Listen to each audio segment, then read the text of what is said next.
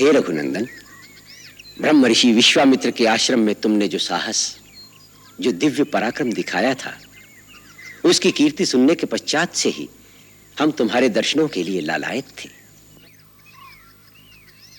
हे महामनस्वी, अपने इस तपोवन में तुम्हारा आतिथ्य करके हमें ऐसे अलौकिक आनंद का अनुभव हो रहा है जैसे हमें अपने समस्त जीवन की तपस्या और साधना का सुफल मिल गया हो, जैसे हमारे संपूर्ण जीवन के पुण्य फलीभूत हो गए हो।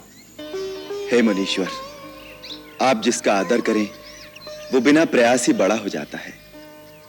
आपके केवल दर्शन मात्र से ही मनुष्य सब दुखों से निवृत्त हो जाता है। धन्य हो राम, धन्य हो।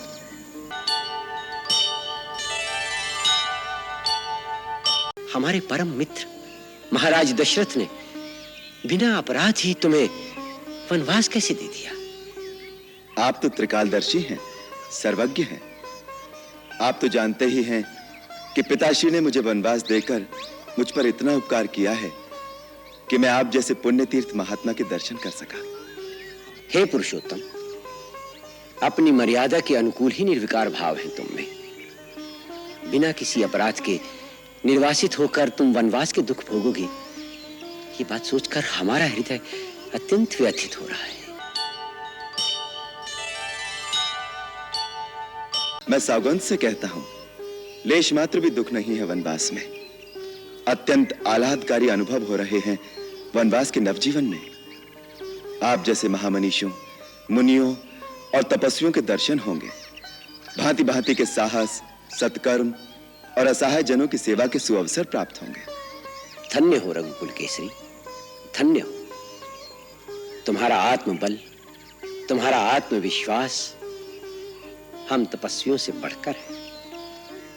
पितृ आज्ञा पालन करने का तुम्हारा आदर्श आर्य संतान के लिए अनंत काल तक एक ज्वलंत दीप स्तंभ बना रहेगा।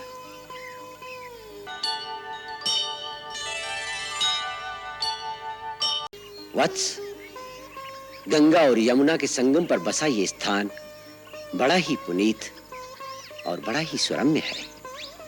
हमारा आग्रह है कि अब तुम देवी सीता और अपने अनुज लक्ष्मण के साथ इसी आश्रम में शांतिपूर्वक निवास करो। क्षमा मुनिवर, यहां निवास करना अनुकूल नहीं होगा। क्यों वत्स? तीर्थराज प्रयाग की पावन भूमि पर वास करने में क्या बाधा है? हमारे राज्य की सीमा यहां से समीप ही है। पता लगते ही अयोध्या वासियों का तांता लग जाएगा।